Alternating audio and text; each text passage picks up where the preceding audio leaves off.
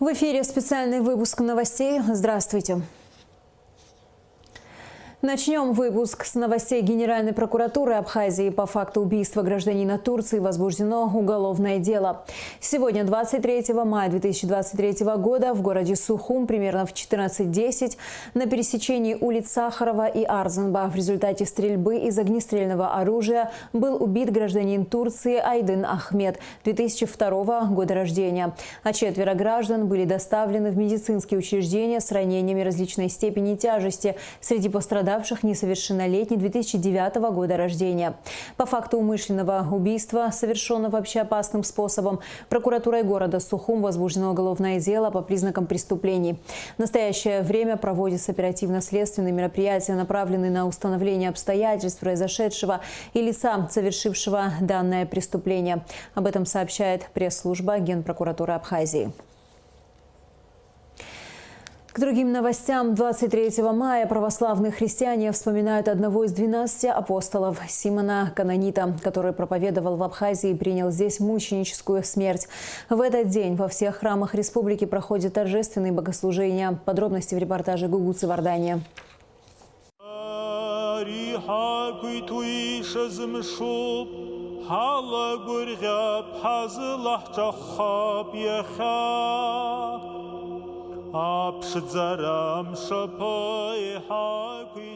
«23 мая православные христиане вспоминают святого апостола Симона Канонита. Этот праздник имеет большое значение не только для православной Абхазии, но и для всего христианского мира. Ведь один из 12 апостолов Иисуса Христа проповедовал в Абхазии. Здесь покоятся его мощи».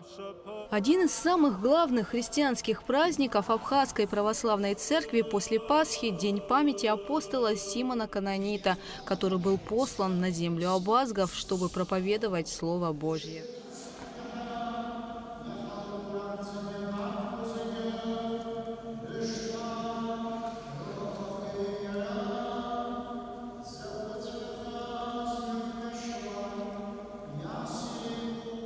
Человек подает сперва хорошее вино, а потом похуже. А ты хорошее вино сберег доселе, заявил распорядитель свадьбы в Кане Галилейской изумленному жениху Симону. Стали выяснять, откуда это вино взялось. И, видимо, виночерпи указали на одного из гостей, Иисуса из Назарета, который по просьбе своей матери превратил обычную воду в прекрасный напиток. Первое чудо, которое Христос явил окружающим, произошло на свадьбе Симона Канонита. Жених был настолько потрясен, что стал преданным учеником Господа. После вознесения Спасителя на небеса все ученики Иисуса получили божественный дар – исцелять, пророчествовать и способность говорить на разных языках. Апостолы разделили между собой страны, куда они должны были нести Слово Божье. Абхазская земля по жребию досталась Богородице, но в тяжелое путешествие отправился ее родственник Симон Канонит. По преданию, на Кавказ пришли 3 апостола – Андрей Первозванный, Матфей и Симон. Чуть позже Андрей и Матфей отправились дальше вдоль Черноморского побережья Кавказа. А Симон Канонит остался в Абхазии. Святой жил среди простых людей, говорил на их языке, постился и молился во имя их блага и здравия. Симон поселился на берегу реки Псырска в скальной пещере. Нередко грот Канонита в Новом Афоне обступали толпы прихожан, чтобы послушать проповеди апостола о житии Иисуса Христа. Здесь же он крестил людей. Это было время гонения на христиан. Житие святого пришлось на годы, когда Абхазия была римской провинцией. В городе Севасте, нынешнем Сухуме, находились римские легионеры. В середине 1 века апостол принял от них мученическую смерть. Слава Тебе за милость Его, что Господь послал нам первоверховных апостолов, именно Симона Канонита и Андрея Первозванного, и всех святых. Спасибо, Господи. 23 мая в республике выходной. Традиционно в праздник во всех храмах проходят торжественные богослужения. Абхазия входит в ряд стран с самого раннего распространения христианства. Святого Симона просят об укреплении веры, помощи в решении жизненных проблем. Симон Канонит является покровителем молодежи и семьи. К святому обращаются перед венчанием. Верующие просят, чтобы союз был крепким. Место, где ступал, проповедовал апостол, считается по-особенному благодатным. В Симонов день можно утром пройтись босыми ногами по траве. Считается, что земля в это время дает человеку большие силы. Гугу Савардания, Михаил Братухин, Абхазское телевидение. Современное состояние и потенциал развития туризма – это тема круглого стола, который состоялся в АГУ. Его организаторы – экономический факультет и отдел науки и аспирантуры. Гости – вице-премьер, министр финансов Владимир Делба, министр туризма Тимураз Хишба, министр юстиции Андрей Барцыц, депутаты парламента и представители профильных ведомств и учреждений. На круглом столе представили 4 доклада, в которых его авторы раскрыли важные проблемы в туристической сфере и предложили свое видение для их решения. Подробности смотрите в сюжете Сиды Малия. Лето – горячая пора для одних, чтобы отдохнуть, для других – заработать. В Абхазии сфера туризма – один большой бизнес и потому самый крупный источник для республиканского бюджета. Абхазская туриндустрия предлагает множество направлений и видов отдыха, разных вариантов размещений с такой же ценовой политикой. Все это дает возможность выбора туристу, однако хорошо владеющим информацией и обладающим знаниями для экономических расчетов есть что обсудить. Сводные показатели деятельности в отрасли свидетельствуют о достаточно высокой динамике, обусловленной влиянием ряда факторов, но вместе с тем мы не можем не отметить наличие комплекса проблем, в том числе институционального, инфраструктурного характера. Курортно-рекреационный комплекс Абхазии характеризуется высокой изношенностью материально-технической базы, отсутствием современной инфраструктуры, слабой системой информационного продвижения на рынке, зачастую, к сожалению, несоответствием цены и качества предоставляемых услуг и другими факторами. Реализация рекреационного потенциала, соответственно, развитие этой отрасли повысит количество рабочих мест и, конечно же, доходную часть бюджета. Однако, как считают специалисты, есть ряд проблем, которые нужно обсуждать и решать. Круглый стол на тему «Современное состояние и потенциал туризма в Абхазии» стал как раз такой площадкой, на которую пригласили представителей научных и академических кругов, представителей органов власти и деловых кругов. При таких встречах мы не только будем говорить о самой проблеме как таковой, да, и о самом потенциале, но и, наверное, выработаем рекомендации практического характера, которые в обозримом будущем приведут к принятию решений, которые повлияют на еще больший рост. Законодательство Республики Абхазия, конкретно закон о туристской деятельности, говорит о том, что государство определяет туристскую деятельность как приоритетную в развитии экономики. Поэтому вот такого рода высокие научно-практические обсуждения и измышления о том, как мы будем регулировать эту правовую материю в целом, как мы будем регулировать эти общественные отношения, является очень актуальным.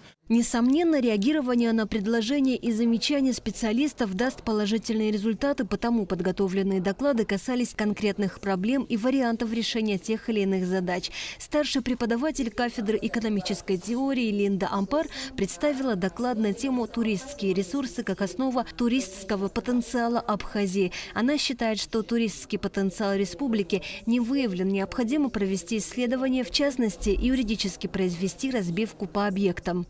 Туристские ресурсы являются основой туристского потенциала любой страны. В законодательстве Республики Абхазия есть определение туристских ресурсов, но систематизации и разбивки по объектам нет.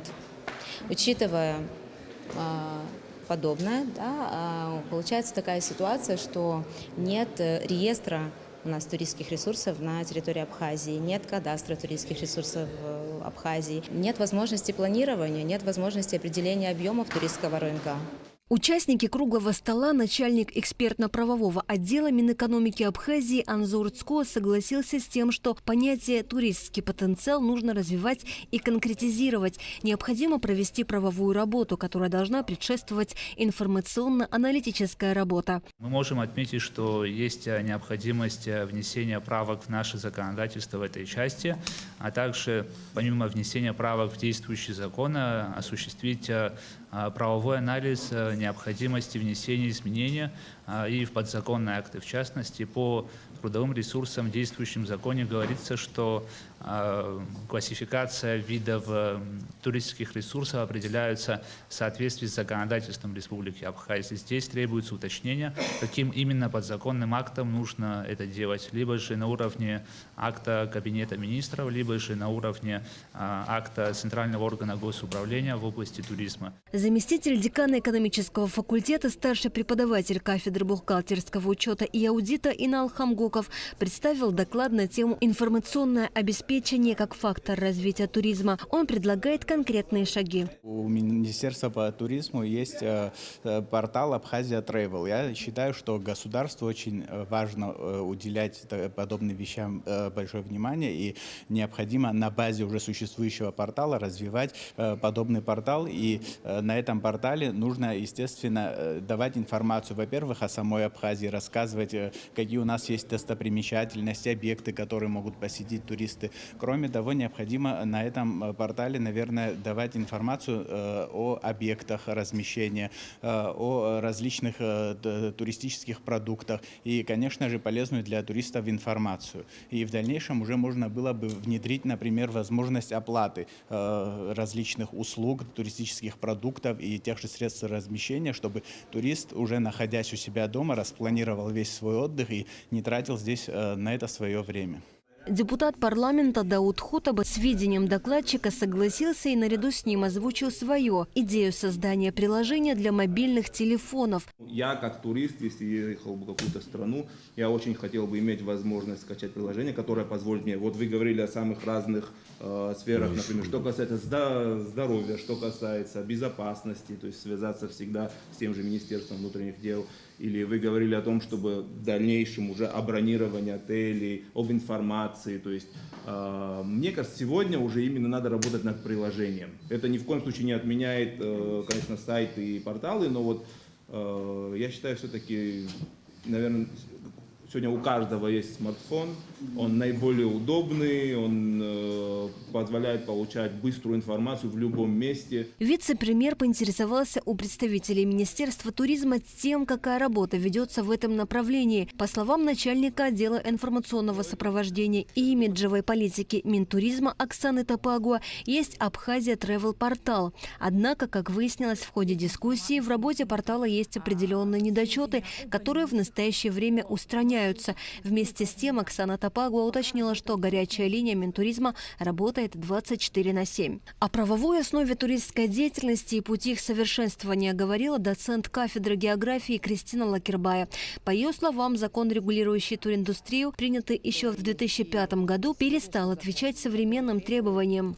В частности, мы предлагаем расширение, которое сегодня, на мой взгляд, есть термины, которые не весьма актуальны, да, это рассмотрение видов лицензирования, потому что на сегодняшний день по закону о лицензировании определенных видов деятельности туризм подлежит лишь туроператорская, турагентская деятельность.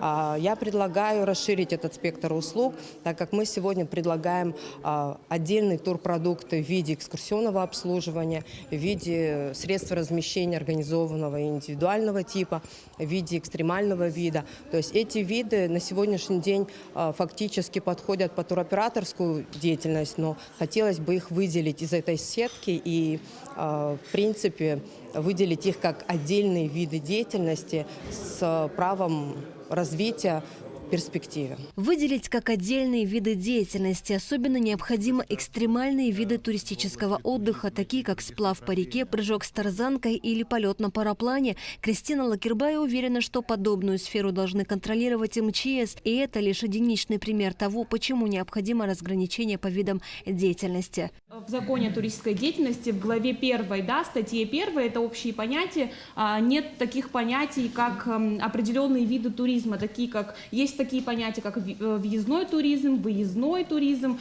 самодеятельный туризм, социальный туризм. Хотя мы все знаем, и коллеги здесь присутствующие знают, что на территории Республики Абхазия развиты такие отрасли, то есть виды туризма, как религиозный туризм, культурно-познавательный туризм, лечебно-оздоровительный туризм. То есть мы к этому виду туризма можем вообще отнести очень много. Винный туризм, деловой, детский и так далее. Да?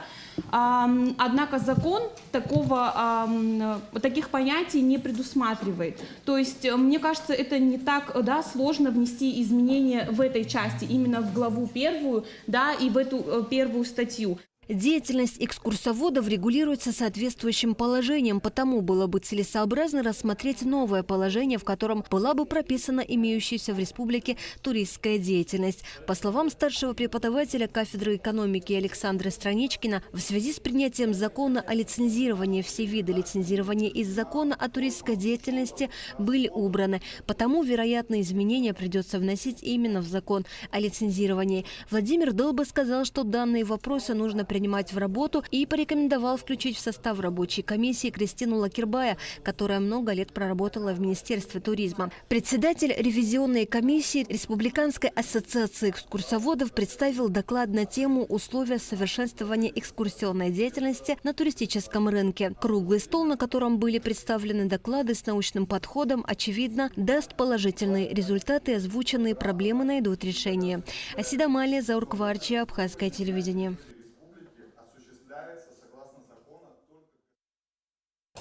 На этом наш выпуск завершен. До скорых встреч в эфире.